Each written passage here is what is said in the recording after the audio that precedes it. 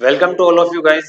मैं हूं आपका अपना कैलाश शर्मा और हमने जो रीड स्पेशल साइंस की सीरीज स्टार्ट कर रखी है उसमें आज अपने क्लास 7th का नेक्स्ट पार्ट यानी कि 6th चैप्टर को अपने करने जा रहे हैं। रूल्स सेम रहने वाले हैं। रजिस्टर और पेन लेके बैठिएगा ताकि नोट्स बना सकें और रिवीजन कर सकें। अगर आपने रिवीजन नहीं किया तो इस स्टडी का कोई फायदा नहीं है।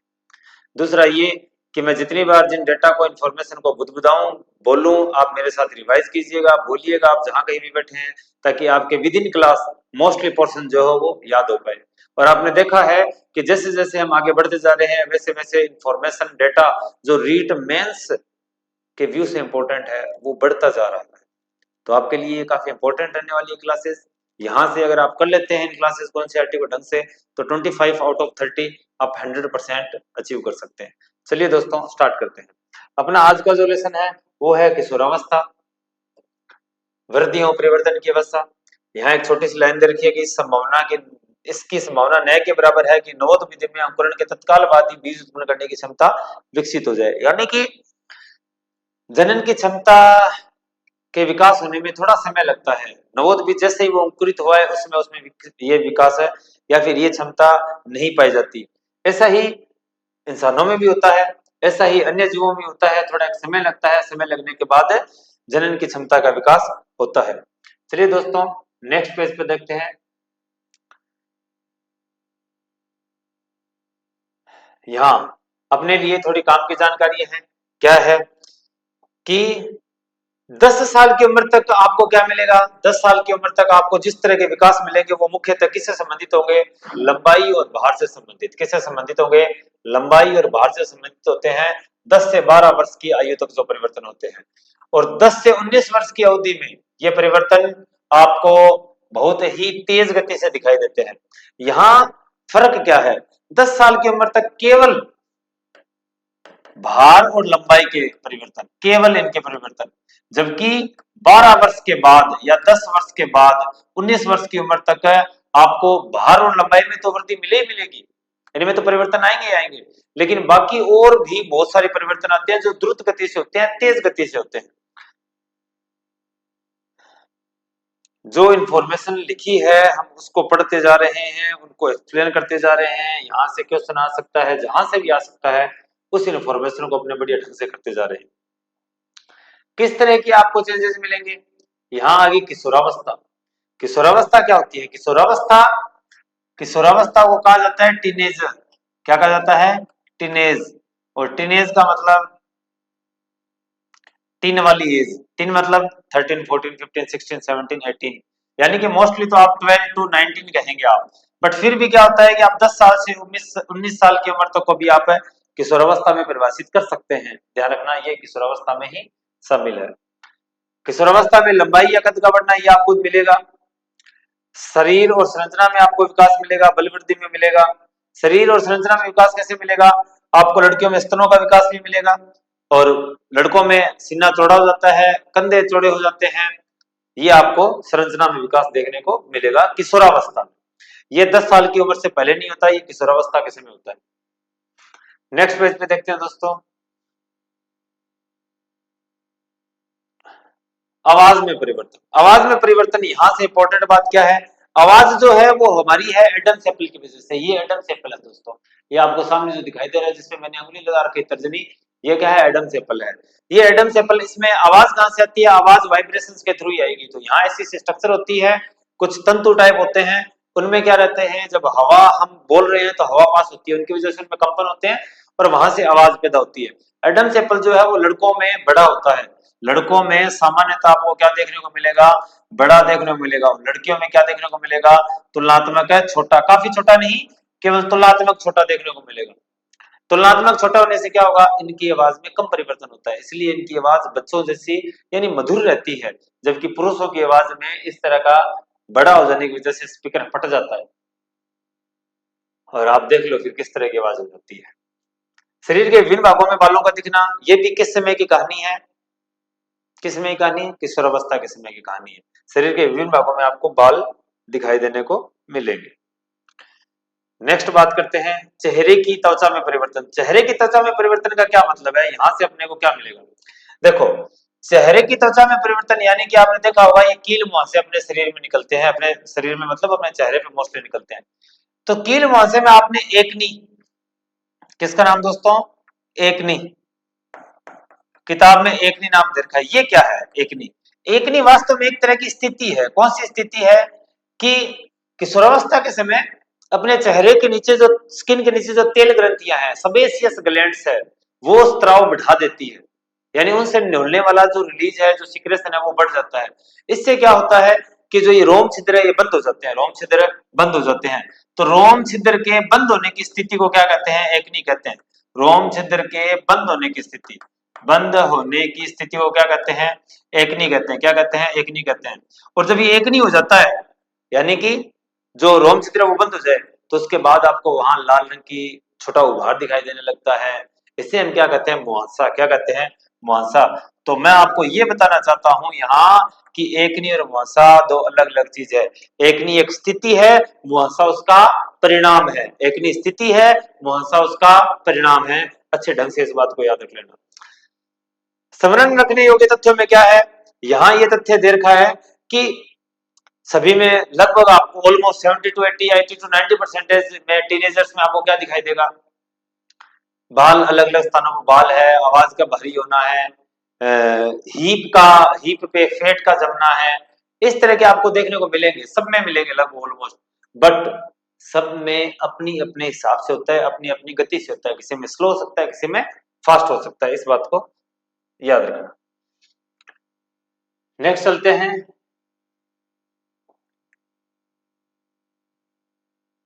द्वितीयक लैंगिक विशेषताएं। द्वितीयक लैंगिक विशेषताएं, द्वितीयक लैंगिक विशेषताएं, द्वितीयक लैंगिक विशेषताएं क्या होती है? ये आपको नाम बार बार बोलना है, द्वितीयक लैंगिक विशेषताएं, ताकि आपके ढंग से एग्जैक्ट याद रहे। ये वो विशेषताएं हैं, द्वितीयक कौन सी है? वो विशेषताएं हैं जिनसे स्त्री और पुरुष में भेद होता है। स्त्री एवं पुरुष में भेद, स्त्री एवं पुरुष में भेद होता है। भेद किया जा सके, भेद का मतलब क्या? अंतर किया जा सके, पहचाना जा सके, लड़की है लड़का है। आप आवाज सुन के भी बता सकते हैं कौन लड़का है और कौन लड़की है। इसका मतलब ये द्वितीयक लैंगिक लक्षण है। समझ में आ रही होगी आपके बात की किस तरह हम द्वितीयक लैंगिक लक्षणों को परिभाषित करते हैं। हीप्स पर फेट का जमना, ये लड़कियों में आपको दिखाई देगा। इसके बेसिस पे भी बताया जा सकता है कौन लड़का है कौन लड़की है। तो अंतर करते हैं, ये सारे क्या होते हैं? जैसे कि स्तनों का विकास होना है, जैसे कि दाढ़ी मूंछ का आना है, ये सब वो अंतर है जिनसे ये पता किया जा सके कौन लड़का है कौन लड़की है। तो सब द्वितीयक लैंगिक लक्षण में शामिल है। और द्वितीयक लैंगिक लक्षण जो है ये है क्या वास्तव में, ये तो हम बात कर चुके हैं। लेकिन इनसे होता क्या है? जब द्वितीयक लैंगिक लक्षण प्रकटन काल प्रारंभ हो इनका, यानी ये दिखाई देने स्टार्ट हो, प्रकटन काल प्रारंभ हो, जब ये दिखाई देने स्टार्ट हो जाए, तो इसका मतलब ये है कि अब यौनारंभ प्रारंभ हो चुका है। क्या प्रारंभ हो चुका है? यौनारंभ। यौनारंभ का क्या मतलब है? जनन क्षमता का विकास होना। जनन क्षमता का विकास होना प्रारंभ हो चुका है। जनन क्षमता का विकास होना प्रारंभ हो चुका है। इसे यौनारंभ कहते हैं। क्या कहते हैं? इसे यौनारंभ कहते हैं। और यौनारंभ आपको कब मालूम चलेगा कि भी अब यौनारंभ प्रारंभ हो चुका है? ये द्वितीयक लैंगिक लक्षण जब प्रकट होने शुरू हो जाए, तो इसका मतलब है कि यौनारंभ प्रारंभ हो चुका है। ठीक है दोस्तों, ये हो चुका है। प्राकृतिक विशेषताएं हैं, आप खुद से प्रकट नहीं कर सकते, अपने आप प्रकट होगी, नेचुरली होगी। नेक्स्ट चलते हैं। जनन क्षमता को इंगित करने वाले और कौन से परिवर्तन हैं? यहाँ ये अपने लिए काफी अपने को पढ़ना जरूरी रहेगा। काफी प्रश्न इन लेसन से आते हैं दोस्तों, तो इनको ढंग से आप देख लेना, नोट्स बना लेना, ताकि बार बार आप रिवीजन कर पाओ। दोस्तों मैं आपको ये बात बार बार इसलिए बोल रहा हूं, दरअसल थोड़ा मटेरियल आपको मिल जाए, मैं कुछ क्लासेस अपलोड कर दूं, उसके बाद में आपको ये एक स्ट्रेटजी बताने वाले हैं कि हम किस तरह पढ़ने से हम फास्ट और कम वैकेंसीज के अंदर भी सक्सेस हो सकते हैं। इस तरह की स्ट्रेटजी हम बनाएंगे, ताकि मैं वो इसलिए नहीं भी आपको एक स्पेसिफिक वीडियो लेके आ रहे हैं कि ये सारा मटेरियल पहले आपको मिल जाए, कैसे पढ़ा जाना है हम ये बाद में बात करेंगे। और मोस्टली तो मैं आपको बता चुका हूँ, इनको रिवीजन करना है, बार बार रिवीजन करना है, बार बार।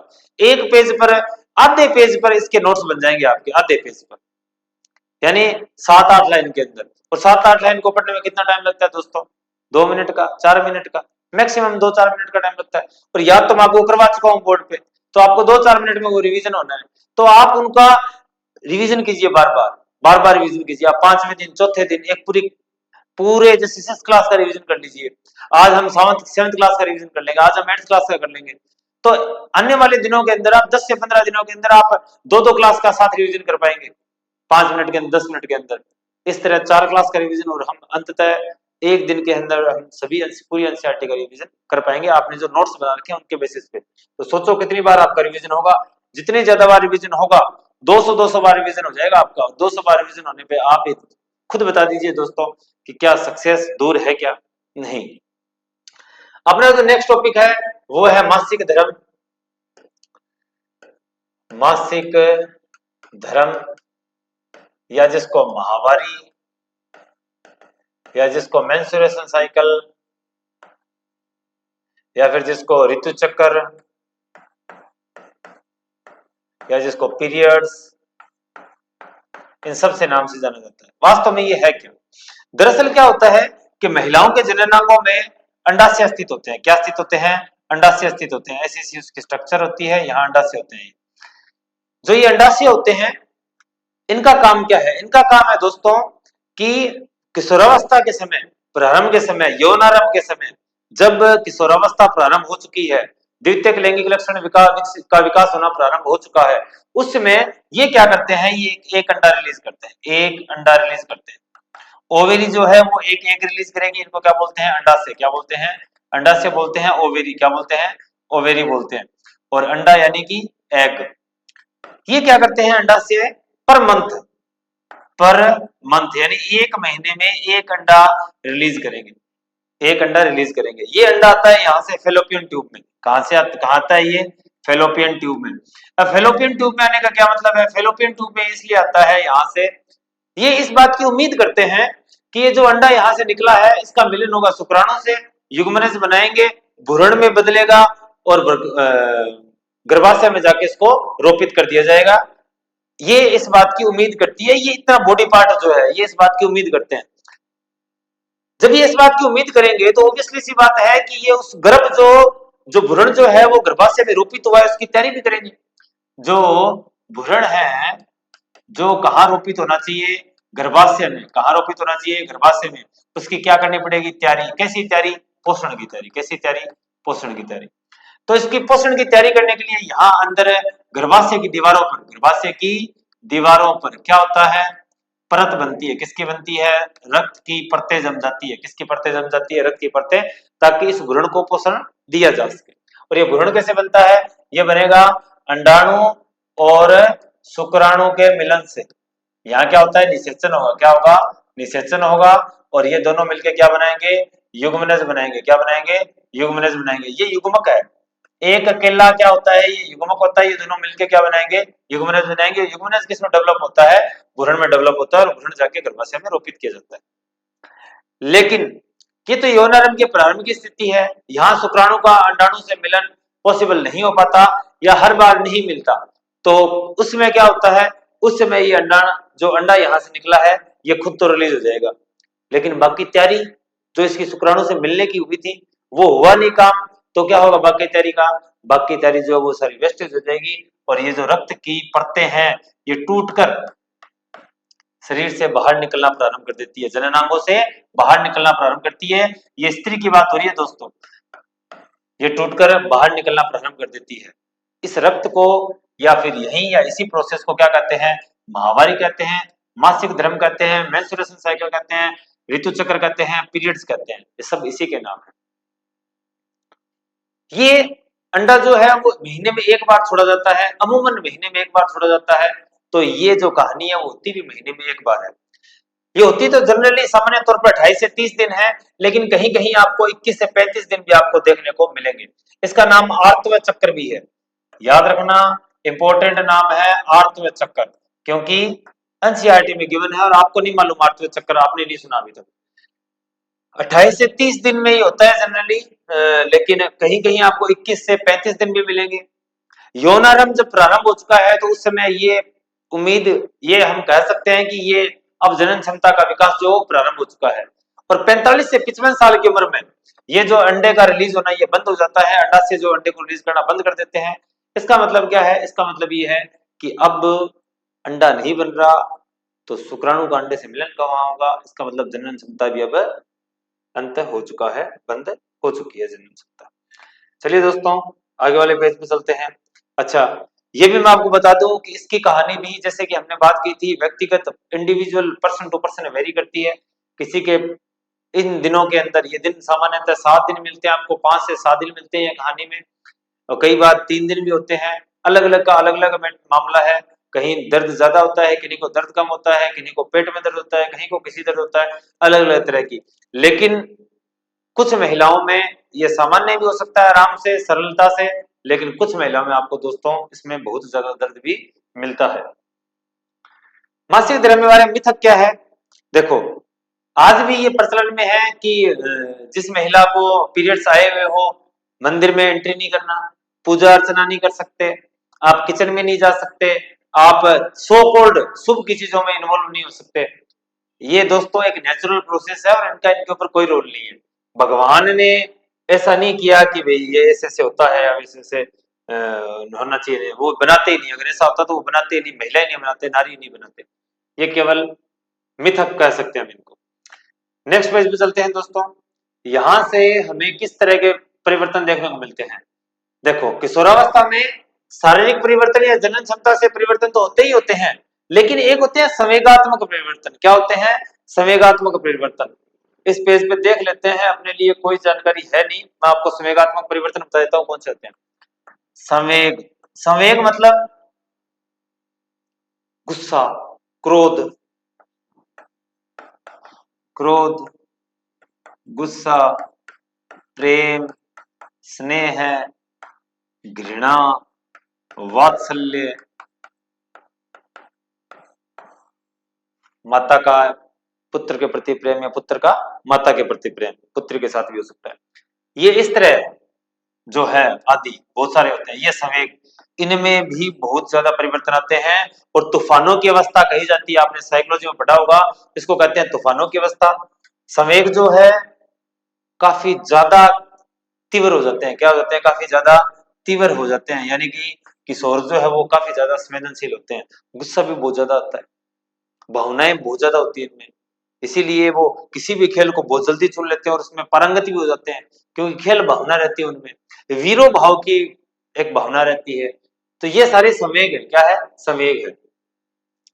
चलिए दोस्तों, नेक्स्ट पेज पे चलते हैं। पोषण संबंधी आवश्यकताओं की पूर्ति। इस एज के अंदर जब एक यौनारंभ की स्थिति हो, तो आपने देखा कि आपके शरीर में अलग अलग चेंजेस आ रहे हैं, तो जितने ज्यादा डेवलपमेंट हो रहे हैं उनके लिए कुछ चाहिए भी तो सही, शरीर को पोषण भी तो चाहिए। तो पोषण वृद्धि की बहुत आवश्यकता है। क्या क्या आवश्यकता है? देखो, हमें खूब मटेरियल खाना चाहिए, पालक, राजमा, सूखे मेवे, आयरन प्राप्त होता है, रक्त बनने में हेल्प करता है। ये लीजिए, एक नाम और आ गया, सीरियन, मिलेट, मोटे अनाज को कहते हैं सीरियन। क्या कहते हैं? सीरियन। याद रखना, सीरियन कौन सा अन्न है? मोटा अनाज। कौन सा अनाज है? मोटा अनाज। और कैल्शियम, प्रोटीन, वसा, सबकी जरूरत है इनकी। एक बैलेंस्ड फूड खाना चाहिए, जो टोटल 7 कंपोनेंट्स हैं वो सारे आने चाहिए। फैट आना चाहिए, प्रोटीन आना चाहिए, कार्बोहाइड्रेट आना चाहिए, मिनरल्स आने चाहिए, विटामिन आने चाहिए, रफ एज आना चाहिए, वाटर ऐड होना चाहिए, सब चीजें ऐड होनी चाहिए। एक आधे से कुछ नहीं होता। नेक्स्ट, नेक्स्ट आगे बात विटामिन बी 12 की। विटामिन बी 12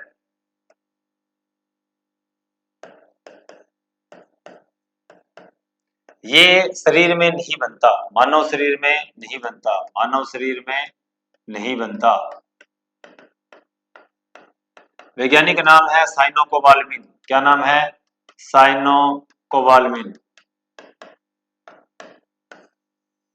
आपको ये बताना है कि ह्यूमन बॉडी के लिए इतना इंपॉर्टेंट क्यों है, कि जिनकी संरचना के बेसिस के ऊपर डोरोथी होजकिन, इनको नोबेल मिल चुका है। क्या मिल चुका है? नोबेल। ऐसा क्या खास है विटामिन बी 12 में जो आप इतना बाहर से इसको लेना पड़ता है? पूरी ह्यूमन बॉडी के लिए इंपॉर्टेंट है, इतना क्या खास बात है, यह आपके लिए क्वेश्चन है, आप कमेंट बॉक्स में करेंगे, नेक्स्ट वीडियो के अंदर हम इसका आपको आंसर देंगे, ये आपको खुद को बताना है दोस्तों। व्यक्तिगत समझता का क्या मतलब है, साइनोकोबालमिन विटामिन बी12 का क्या होता है, साइंटिफिक नेम होता है, ये आपको ध्यान लेना चाहिए, शरीर में नहीं बनता, ये दूसरी इंपॉर्टेंट इंफॉर्मेशन। व्यक्तिगत समझता यानी कि महामारी जो है, जब इसमें ये रक्त आता है तो इस समय संक्रमण बढ़ जाता है, संक्रमण यानी रोग होने की संभावना बढ़ जाती है, तो इसलिए क्या किया जाता है, व्यक्तिगत स्वास्थ्य का ध्यान रखना बहुत आवश्यक होता है।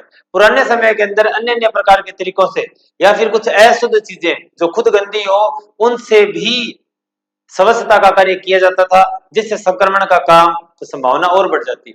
लेकिन वर्तमान में महामारी जैसी घटनाओं के लिए विशेष सैनिटरी पैड बनाए जाते हैं। क्या बनाए जाते हैं, सैनिटरी पैड, ये पिछले कुछ सालों से काफी ज्यादा चलन के अंदर है, सस्ते हैं और बढ़िया भी हैं, जिससे क्या रहता है कि अलग अलग तरह के जो रोग होते हैं उनकी संभावनाएं काफी कम हो जाती है, सैनिटरी पैड से इसकी संभावनाएं काफी कम हो जाती है। सरकार भी काफी प्रयास कर रही है कि ऐसा हो कि भाई जो स्वास्थ्य सेवाएं हैं वो ज्यादा से ज्यादा बेहतर हो सके, इस तरह का प्रयास सरकार भी कर रही है। सरकार ने भी अलग अलग योजनाएं चला रखी है, उन योजनाओं को हम अभी पढ़ेंगे नेक्स्ट पेज पे। मासिक धर्म स्वच्छता योजना एमएचएस भारत सरकार के द्वारा चलाई जा रही है, और काम क्या है, काम ये है निःशुल्क या रियायती दरों पर दामों पर सैनिटरी पैड को बांटना। राष्ट्रीय किशोर स्वास्थ्य कार्यक्रम आरकेएस के, ये भी सरकार के द्वारा चलाया जा रहा है, और उसके अंदर क्या है, पुराने विद्यार्थी अपने नए साथियों से क्या करते हैं, इन विषयों पर जानकारी देते हैं। एक किशोर किशोर के साथ इस विषय पे बात करेगा तो ज्यादा उचित रहता है, सरकार ने ऐसा भी सोचा है। सुविधा सैनिटरी नैपकिन पहल क्या है, इसके अंदर जन औषधि केंद्रों के माध्यम से, जन औषधि केंद्रों के माध्यम से क्या करवाए जा रहे हैं, जैव निम्नीकरणीय सैनिटरी पैड, जैव निम्नीकरणीय यानी कि जिनको क्या किया जा सके, बायोलॉजिकली वो क्या हो सके, डिग्रेड हो सके, मिट्टी में मिल सके वापस, प्रदूषण ना हो इनका, ये चलाए जा रहे हैं, बांटे जा रहे हैं कम दामों पर, किसके माध्यम से, जन औषधि केंद्रों के माध्यम से, और किस में, सुविधा सैनिटरी नैपकिन पहल के माध्यम से। राज्य स्तरीय पहल, सरकारी स्कूलों में सैनिटरी पैड निःशुल्क वितरित किया जा रहा है। कर्नाटक में कौन सी योजना है, सूची योजना, और तमिलनाडु और ओडिशा जैसे राज्यों में भी इस तरह की योजनाएं है। शारीरिक गतिविधियां, आपको व्यायाम वगैरह खेलकूद खूब करने चाहिए, एक्सरसाइज करनी चाहिए। संतुलित सामाजिक जीवन, ये संतुलित सामाजिक जीवन का क्या मतलब है, संतुलित सामाजिक जीवन का मतलब है कि जिस किशोरावस्था के ऊपर जब हम आते हैं तो हमारे अंदर संवेग बहुत होते हैं, हम चीजों को कम समझते हैं, और हमारे सामने जैसी भी चीजें आए हम उनको ट्राई करने की कोशिश करते हैं, अडेप्ट करने की कोशिश करते हैं। और आज के टाइम में आपको ये काफी ज्यादा दिखाई दे रहा होगा सोशल मीडिया साइट्स के थ्रू, किशोरावस्था जो है वो गलत दिशा में ज्यादा जा रही है। तो इसीलिए उन्होंने क्या कहा है कि एक सुव्यवस्थित संतुलित सामाजिक जीवन जो है वो जिया जाना चाहिए, इनको ढंग से शिक्षा दी जानी चाहिए, शिक्षा के स्तर उपलब्ध कराए जाने चाहिए, ताकि क्या हो, गलत रास्तों पर कम से कम जाए। साइबर उत्पीड़न यानी कि अगर साइबर क्राइम हो तो आप उसको 1930 पे कॉल कर सकते हैं, बता सकते हैं, और ये है क्या क्या इसमें, झूठी अफवाह फैलाना वगैरह वगैरह करना, ये अलग अलग चीजें हैं। चलिए दोस्तों नेक्स्ट पेज पे चलते हैं। हानिकारक पदार्थों से बचना, आजकल कुछ ऐसे पदार्थ चल रहे हैं बाजार में, आजकल क्या पिछले कुछ सालों से चल रहे हैं, आजकल कुछ खतरनाक हो चुके हैं।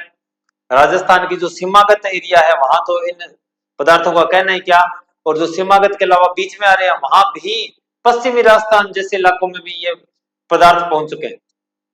प्रारंभ में ये क्या करते हैं, जब अपने इनको इंटेक करते हैं तो ये अपने शरीर के अंदर अलग अलग तरह के हार्मोन्स का जो बैलेंस है वो ऊंचा नीचा कर देते हैं, जिसकी वजह से इंसान को एक अलग प्रकार के किसी व्यवहार की अनुभूति होती है, या आंतरिक अवस्था की अनुभूति होती है, जिसको वो पता नहीं पसंद करे या नहीं करे, लेकिन कुछ इसको पसंद करते हैं और उसको वापस इंटेक करते हैं, वापस ग्रहण करते हैं, और इस तरह ये अपने शरीर में लत लगवा देते हैं। उन पदार्थों की खास बात है वो आपके बॉडी को ही क्या कर देते हैं, हैबिचुअल बना देते हैं इसके, आप लगेंगे नहीं लगेंगे ये अलग बात है, आप में कितनी क्षमता है वो अलग बात है, लेकिन आपकी बॉडी इसकी डिमांड करेगा, आपका ब्रेन इसकी डिमांड करेगा। ये लत लग जाने वाले पदार्थ हैं, इनसे दूर रहना चाहिए, ड्रग्स वगैरह से दूर रहना चाहिए। आजकल ये जो चिट्टा वगैरह चल रहा है कल परसों के अखबार में मैंने पढ़ा था दोस्तों, हनुमानगढ़ के अंदर एक 7 माह की गर्भवती महिला है, उसने चिट्टे की एक्स्ट्रा डोज ले ली थी, उसकी वजह से उनका महिला का गर्भ गिर गया। क्या ही बताएं, क्या ही बोले इन बातों पर। सिंपैथी भी है और एक तरह से अंदर से क्रोध भी है। पता नहीं क्या होगा पीढ़ी का और क्या नहीं होने वाला, समझ से बाहर।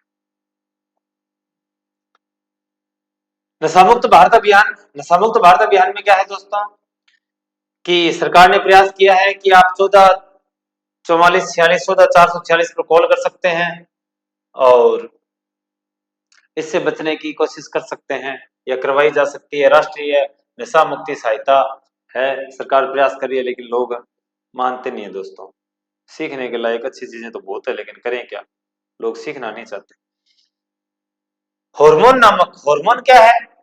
अपनी बॉडी में कुछ अलग अलग प्रकार की छोटी छोटी ग्रंथियां हैं, जैसे कि पीयूष ग्रंथि है मस्तिष्क में, थायराइड है, एड्रिनल है, इस तरह की ग्रंथियां हैं। ये ग्रंथियां अलग अलग प्रकार के केमिकल्स को रिलीज करती है, इन्हें क्या बोलते हैं? हार्मोन बोलते हैं। क्या बोलते हैं? हार्मोन। ये डायरेक्ट ब्लड में छोड़े जाते हैं, ये जाके अपने शरीर में अलग अलग भागों में अलग अलग कार्य करवाते हैं। क्या करवाते हैं? अलग अलग कार्य।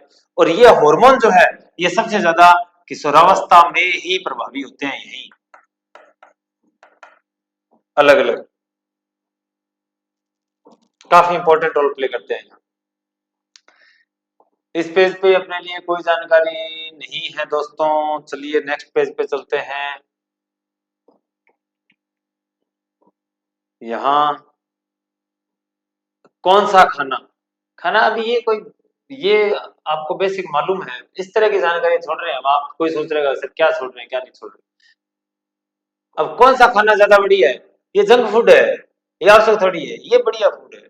दिख रहा है, सब्जी आ गई, रोटी आ गई, सलाद आ गए, छाछ आ गया, ये सारी चीजें अच्छी।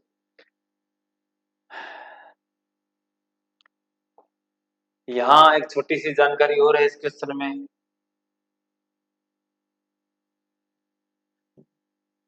मेरी गर्दन के सामने छोटा सा भार विकसित हुआ, आयोडीन खाने को सलाह दी, ये थायराइड, थायराइड फूल जाती है, गलगंड घेंगा रोग हो जाता है, आयोडीन युक्त नमक खाने की सलाह दी जाती है। तो चलिए दोस्तों, अपना लेसन कंप्लीट हो चुका है। हमने देखा काफी योजनाओं के नाम आए, 14 446 इस तरह की नशा मुक्ति भारत का भी पहल का एक कार्यक्रम प्रारंभ हो चुका है। एज कौन सी है, कि माहवारी चक्कर क्या है, एडम सेपल का क्या रोल रहता है, आवाज छोटी मोटी, द्वितीयक लैंगिक विशेषताओं को एग्जैक्टली क्या कहेंगे हम, इन सारी चीजों के साथ हमने इस लेसन को कंप्लीट किया। अगर आप इस लेसन को ढंग से कर लेते हैं तो यकीन मानिए गारंटेड मैं कह सकता हूं इस लेसन में से आपका एक सिंगल क्वेश्चन में गलत नहीं होने वाला। आप लोग हमारे साथ बने रहे, आपका बहुत बहुत धन्यवाद। अपने दोस्तों को चैनल लाइक कीजिए, शेयर कीजिए, सब्सक्राइब करवाइए। बहुत बहुत धन्यवाद दोस्तों। जय श्री राम।